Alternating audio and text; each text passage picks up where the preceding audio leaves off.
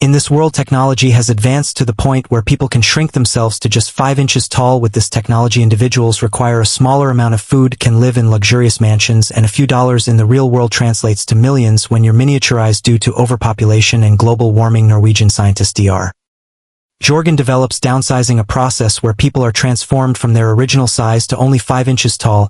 He gathered the first group of volunteers who underwent the procedure, including himself and his wife. After shrinking them, they were placed in a breathable protective enclosure that is only 7 meters long to avoid danger from animals and insects. Inside this bag is all the garbage that the group produced in 4 years. There are almost no side effects, and even the first miniature babies were born. The news spread worldwide, and our protagonist Paul was amazed by this discovery. When he got home, he quickly informed his mother of the news, and she couldn't believe they could shrink a human to pea size but not cure her back pain. Years later, the procedure is done daily, with more and more people shrinking themselves due to a lack of food, water, and other resources. As small people need far less space to live, they can easily buy a mini mansion, eat only a couple of grams of food daily, and save their money. Paul is now working as an occupational therapist and lives with his wife Audrey. They are struggling with financial problems. Paul has always wanted to live in a bigger house, but he could never afford it. Paul and his wife attend a party where he meets his good friend and his girlfriend. Dave tells Paul that this was not just to save the planet, but rather to save himself, and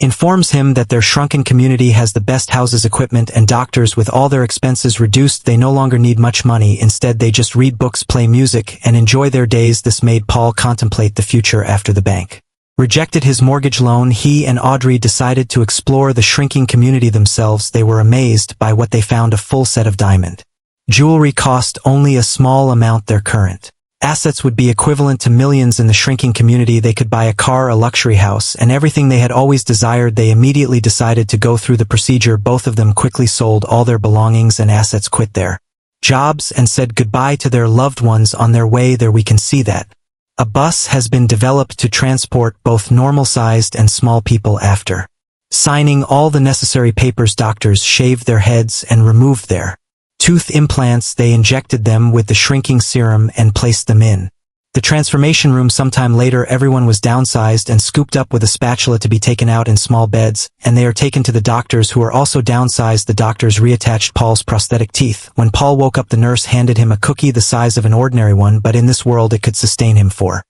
days. He asked about his wife's whereabouts, and she brought him a phone. Audrey started screaming at him because she didn't know they would shave her head and eyebrows, accusing him of making her go through it. Paul became enraged when he realized that Audrey had panicked and decided at the very last moment not to undergo the procedure. They had a heated argument, and now Paul found himself alone in the miniature city. On his way to his new home, Paul is devastated because he didn't think he would have to go through this alone. They took him to his luxury mansion, which was probably the size of a potato in the real world. So he is now rich, and without his wife it's a win-win situation. If you ask me, later that evening he is watching the news about a Vietnamese lady who is protesting against downsizing treatment. A year later, he has to sign the divorce papers as Audrey never went through the procedure. This is kind of awkward. She took half of his assets, so he had to move from his mansion to a much smaller apartment. He is currently working as a call operator. After work, he went to a birthday party where he met his friend Dave again. Dave tells him that he hates Audrey for betraying him that way, and Paul comments that downsizing was the biggest mistake of his life, while Dave encourages him to get back on the horse and suggests that single moms are the way to go. I couldn't disagree with that one, and neither can Paul, as we see him on a date with a woman named Christine.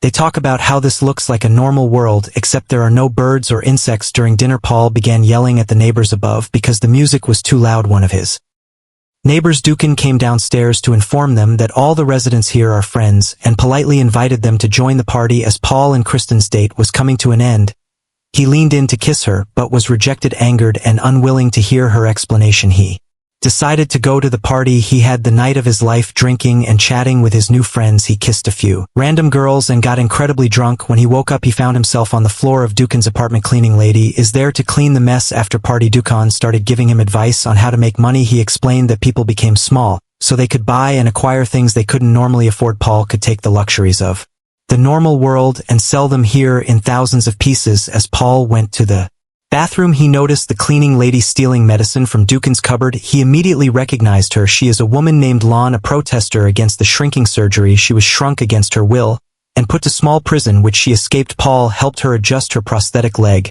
and she mistakenly thought he was a doctor. She told him her friend was dying and needed his help. They got on a bus and traveled so far that Paul began to worry they would leave the community. When they arrived, he realized that there were also poor people who couldn't afford to eat, have normal homes, or even see a doctor. The woman informed him that her husband had died during the shrinking operation because the doctors had forgotten to remove his gold teeth, which caused his body to explode while shrinking. She also revealed that one of her friends had cancer but couldn't afford treatment, which was why she had been stealing painkillers. After doing everything he could, Paul had to go to work, but he couldn't stop thinking about the poorer part of the community. The next day he returned and Lon informed him that her friend had died. Later, when Paul tried to fix her prosthetic leg, he ended up breaking it. In response, he carried her around and cleaned houses for her. This is me when I marry a rich fat woman. Some of the residents gave them food leftovers, which they shared with the poor and hungry. Paul quickly became beloved in this impoverished part of the community, helping people with their illnesses and in any way he could. One day Dukan called for a cleaning service and was surprised to see Paul among the other workers.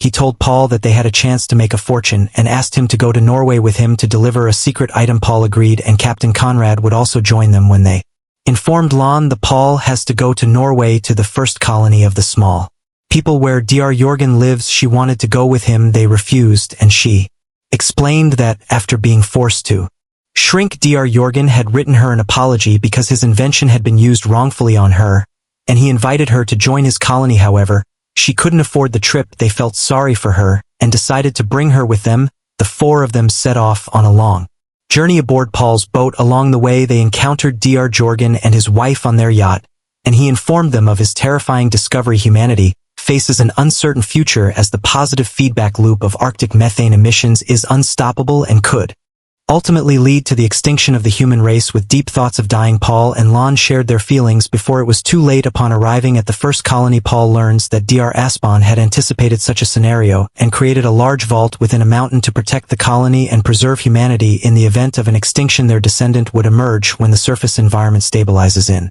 approximately thousands of years, everyone has faith in Dr. Jorgen and supports him, and Paul is amazed by the speech. Eager to explore the vault, Paul invites Lon to join him, but she declines, insisting that he doesn't need to enter the vault and can make a difference in their community. By returning, Paul decides to go into the vault because once the doors are sealed, they won't open for the next thousands of years. Ultimately, as the vault door begins to close, Paul changes his mind, opting to leave with Lon Dukan and Conrad. Back in Leisureland, Paul helps Lon Tran with her efforts to provide essential aid and supplies to the people living in the slums, and that's where the film ends. Make sure to subscribe.